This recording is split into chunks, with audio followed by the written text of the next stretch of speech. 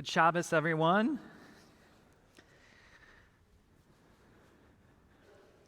This past Sunday, I had the honor, the blessing of officiating a wedding. It was a beautiful wedding, filled with friends and family. The venue was perfect, the ambiance, the joy, it was all just wonderful. But there was one moment that really stood out to me amongst everything, and it has been kind of scratching at the back of my brain and really scratching at the back of my heart all week.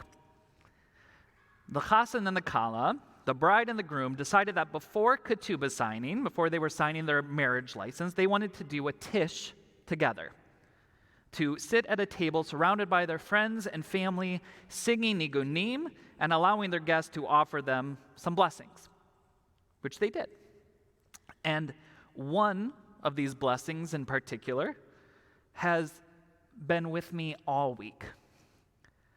So one of the groom's friends stood up and said he'd like to give the chassan and kala a bracha, and then proceeded to offer them both this beautiful blessing of health and joy and partnership. It was exceptional. It was beautiful. It was personal. And here's the kicker. It was all in Yiddish. It was all in Yiddish. Now, in order to understand how special this was, why it's been sticking with me all week, you need to recognize that this wasn't a Hasidic wedding. Obviously, if it were a Hasidic wedding, they would not be asking me to officiate. Nor was this bracha, it's a good Yiddish word for a blessing, a bracha, nor was this bracha a joke or an attempt to appeal to older generations at the wedding. This was a young man offering his friend a heartfelt blessing in Yiddish. Because Yiddish captured his message, the Jewishness of his message, more than any other language could. And I think that applies to so much more than just a blessing at a tish. Tish is a good Yiddish word as well for table. There's something about Yiddish. There's something about it. There's something about this language that just has magic to it. And all week I've been trying to figure out what exactly that magic is. And I think I found it. I think I found it when something beshert happened. Beshert, another Yiddish word, meaning meant to be. So on Thursday, I was driving and listening to a podcast where the guest was a sociolinguist and author named Valerie Fridland, who has just come out with a book called, this is a great book title, here's the full book title, Like Literally Dude, Arguing for the Good in Bad English. It's a great title. And as the title suggests, Professor Fridland's position is that there is no such thing as bad variations of a language. That the nature of language is that it is constantly changing and shifting and evolving and responding to the world around it. And our pretensions, our ideas that there is a quote-unquote correct form of any specific language is really a completely unfounded idea formed to demonstrate class and status, to show sophistication or a degree of education. In short, to use language as a form of elitism. And so the conversation in this podcast went from a kind of a historical analysis of the English language and its many, many variations throughout history to a defense of a more modern adaptations of the English language, including AAV, what folks today refer to as African American vernacular, what used to be called Ebonics, and other riffs off of American English.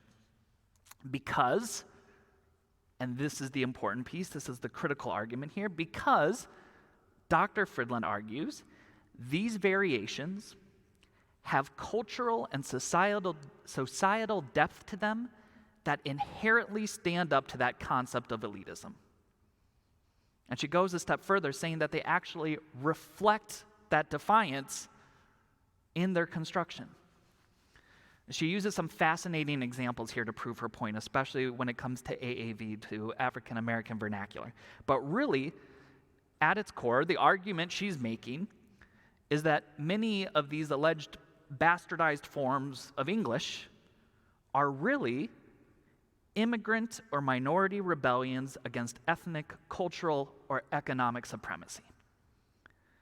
And when I heard her lay all of this out, I thought to myself, this is the magic of Yiddish.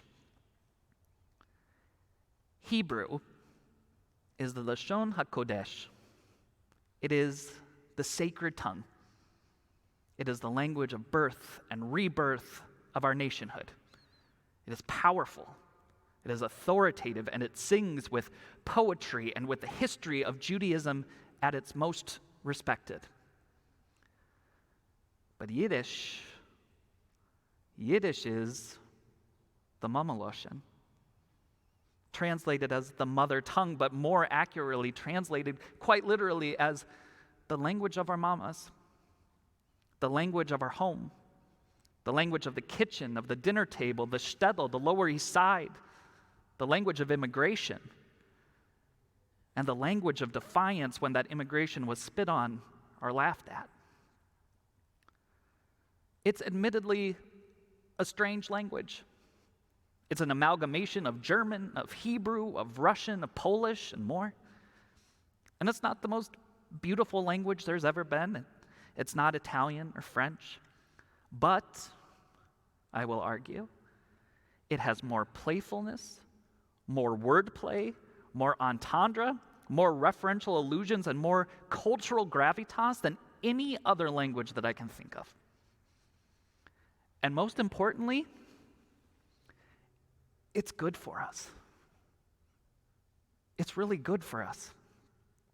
Because while we have spent so much time and energy doing our best to assimilate in this country, quite successfully, by the way, we still have an obligation, a cosmic yearning to still remain separate and part of this family that is our mishpacha, that is part of the Jewish family.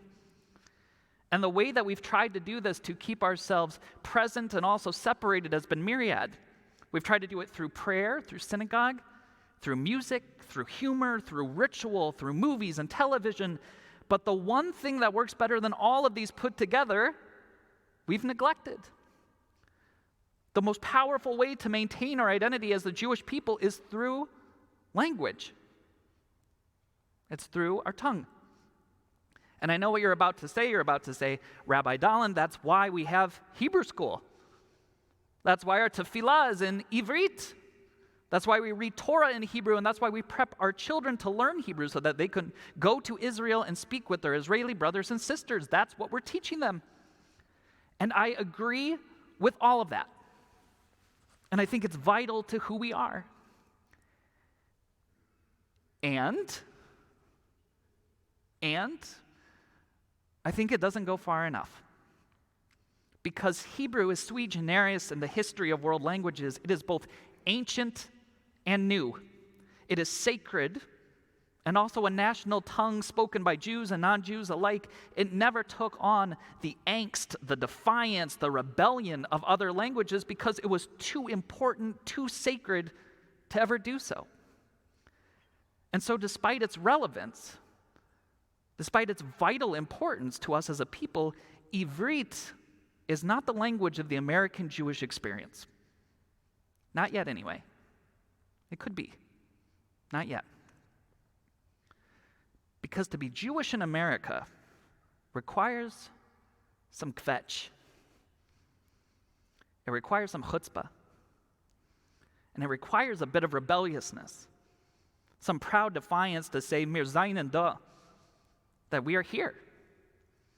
And we're not going to forget who we are or from where we've come. We have those languages. We do. And I don't want to be just Ashkenazi-centric here because our other immigrant languages, Ladino, Judeo-Arabic, also hold this magic that we've unfortunately let slip through our fingers in our attempts to fit in and be like everyone else. But while those languages have slipped through our fingers, they haven't hit the floor yet. We can still grab them, and we can still lift them back up, and I think we should.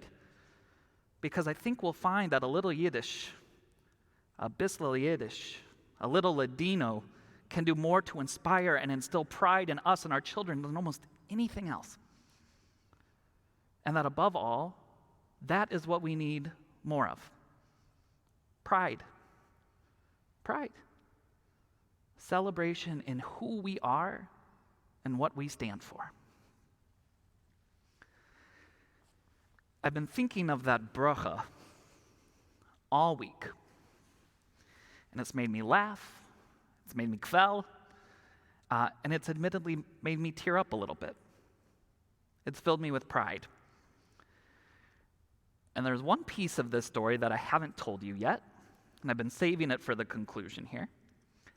Because this wedding, this Jewish wedding, this beautiful chuppah, with the kosher food and the Yiddish blessings, it took place at a hall at the Henry Ford.